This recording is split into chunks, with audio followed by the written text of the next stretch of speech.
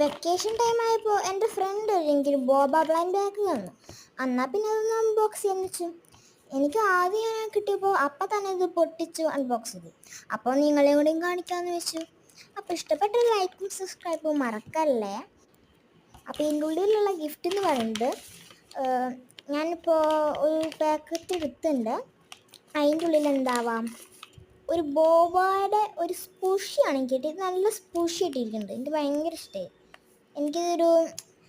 എനിക്ക് കിട്ടിയത് ഒരു റയറാണ്. അതിൻ്റെ കളർ എനിക്ക് മനസ്സിലായല്ലോ.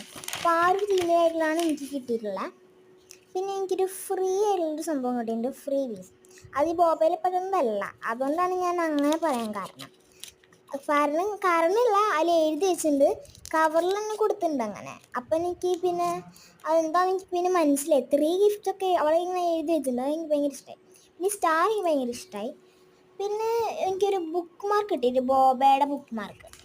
അപ്പോൾ പിന്നെ ഞാൻ ഇതിലെന്തെങ്കിലും ഉണ്ടോയെന്നൊക്കെ നോക്കി. ഇനി ഇതിലൊന്നുമില്ല.